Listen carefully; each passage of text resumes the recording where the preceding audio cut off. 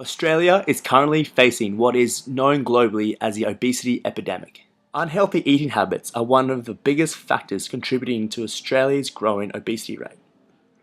But do we really know the underlying cause of these eating habits?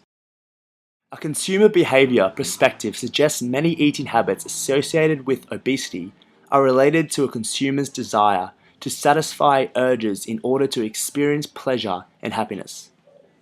This is what is known as hedonistic consumption. The hedonistic consumption can be demonstrated using John C. Mowen's 3M model, which suggests that motivation to consume hedonistically is derived from three factors: unconscious drivers of behaviour, situational context, and the need to achieve particular tasks.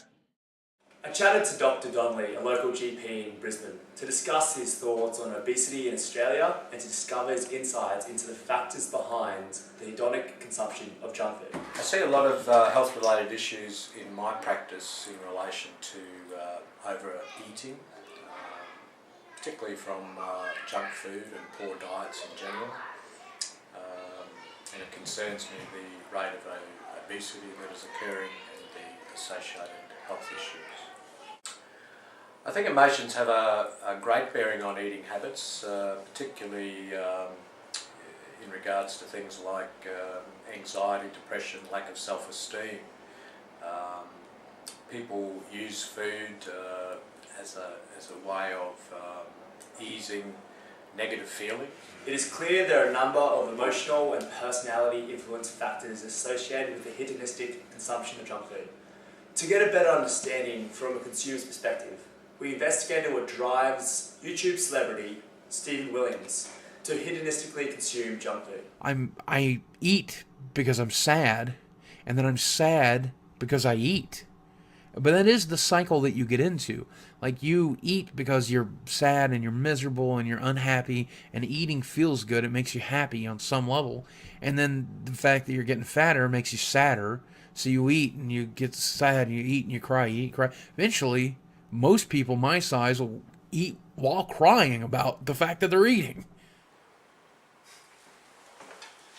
As seen in the video, Mr. Williams is visibly upset by a situation. Emotion, in fact, can be seen as the most common drivers influencing a consumer's consumption of junk food.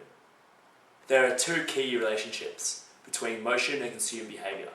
Emotional experiences affecting consumption and impulse buying, and secondly, affective responses to advertising. MAPT developed a five-way model describing three key findings that support why consumers purchase junk food. Firstly, food-induced emotion strongly controls food choice. For example, foods high in sugar and fat evoke affective responses promoting ingestion. Secondly, negative and positive emotions impair cognitive eating controls. And thirdly, eating to regulate emotions. From these findings, we can determine that consumers can be motivated to purchase junk food high in sugar and fat to regulate negative emotions such as stress. Whilst foods high in sugar and fat also have the potential to evoke emotional responses that influence hedonistic consumption. Secondly, emotion can be described as a balanced, affective reaction to perceptions of a situation. A hierarchy model developed by Laros and Steinkamp discusses the balanced affection reaction at three levels. 1. A superordinated level differentiating positive and negative affect. 2. A middle level specifying basic emotion consisting of 4 positive: contentment, happiness, pride, and love. And 4. Negative emotions: sadness, anger, fear, and shame. And 3. A subordinate level describing 42 specific emotions. In relation to the 3M model, the trait of impulsiveness, together with exposure to the advertisement, correspond to the situational level of the 3M hierarchy, and agrees with the statement that we are motivated by the situation or the context. So the next time you go to eat junk food, think to yourself, what's motivating you to consume? As for me, I guess I'm a slave to corporate influence. As the old saying goes, I'm loving it.